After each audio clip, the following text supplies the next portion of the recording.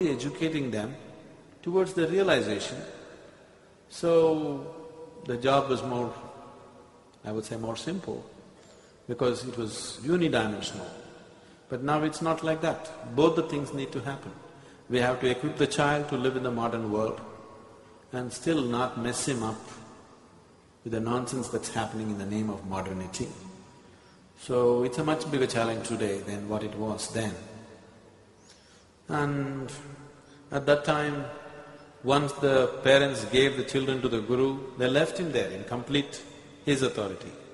Now the parents are very nosy, They won't leave the children food. They want to constantly meddle with that. They want to put in their own stuff into it. All those issues are there. So it's much more complex today than it was in the Gurukul. In the Gurukul, the Guru had to just teach them how to exist, how to live, how to be with somebody else, how to be with himself. This is all. He was not trying to equip him to a modern university. So, those days only a few children who had a very academic bent of mind or a very scholastic bent of mind, such children was trained in scholarly matters. All the other children naturally went to their father's profession, whatever it was. Now it is not so. Even if the father is a cobbler, he wants his son to become a professor. That's the situation in the world today, isn't it?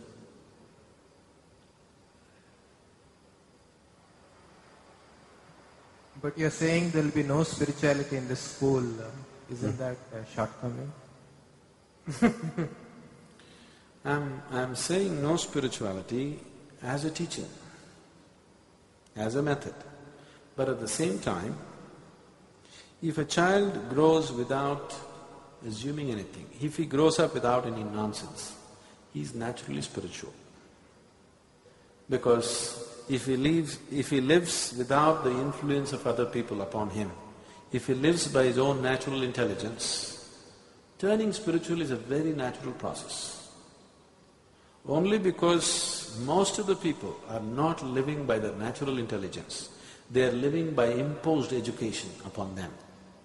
Spirituality is a faraway thing in people's lives. Otherwise, if people live by their natural intelligence, turning spiritual will be a very normal process for most of the people, except a very small percentage who won't go that way for various other reasons. So, when I say no spirituality, we are not going to sit there and talk to them about how to attain enlightenment, what to do, this, no. But at the same time, the education process itself is such where there is no messing with the child, no influence, no religion, no imposition of any kind of ideas or beliefs, where child has to figure out things for himself.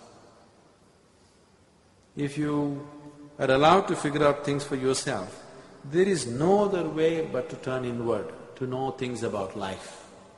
Only if you listen to your Bible or Gita or what this person said or what that person said, then you don't have to turn inward to know.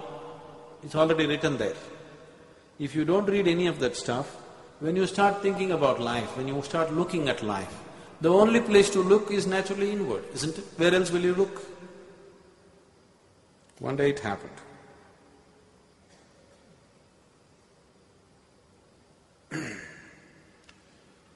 A lady who was a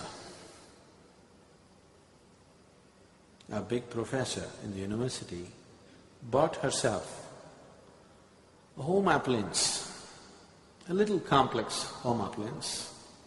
She took it home, she read the instructions and tried to put it together, all those pieces that came in the package. She just tried very hard, she couldn't put it together. She left all those parts in a heap and went to work. When she came back in the evenings, to her surprise, the appliance was properly assembled and already used. She called the maid and asked, "Who fixed this?" She said, "I did." She couldn't believe it. "How did you do this?" Then the maid said, "When you don't know how to read and write, you have to use your brains."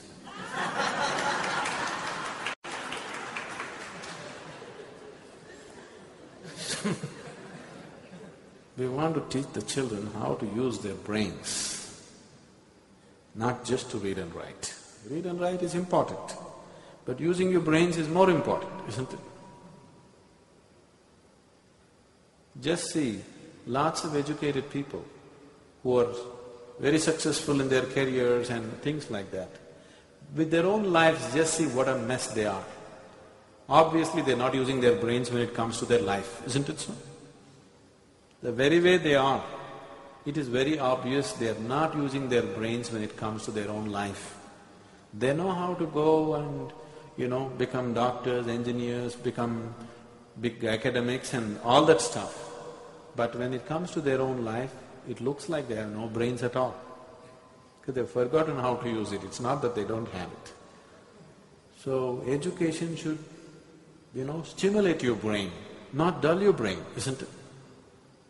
Education should stimulate your intelligence, not take it off. Today, education scientists in the world are saying, if a child goes through 20 years of formal education, 70% of his intelligence is irrevocably destroyed. That means you're coming out as a knowledgeable idiot. And that's a huge disservice to humanity, isn't it? It's a huge disservice to humanity if you're just destroying the child's intelligence, because the future of the world is just in their brains, isn't it so? Whether we are going to produce beautiful things on the planet or very destructive bombs on the planet or something else more destructive than that, simply depends on how well coordinated this person's emotions, intelligence and all these things, how well coordinated a human being is. That is how he is going to use his intelligence, and that is what he is going to produce in the world, isn't it? See, the most intelligent people in the world have contributed to all the violence on the planet. Otherwise, violence wouldn't be happening in the scale in which it is happening. See, people have always been essentially violent, a certain segment of the people. Whether he was a caveman or later on, Bronze Age, Iron Age, whatever you take, they've always been violent. Initially when he was a caveman, he killed with stone, that's Stone Age. Iron Age means he killed with iron. Bronze Age means he killed with bronze. Nuclear age means he kills nuclear, okay? They've always been essentially violent. But the scale of violence that can happen today has happened because the best brains in the world have cooperated with this, isn't it? Yes? The best brains in the world have worked to create the most violent ways to kill humanity, isn't it? If the intelligent in the world had not cooperated, the violent man would kill one or two with a stick or stone or something. But only because the intelligent person in the world has cooperated, now the violent man can kill in millions.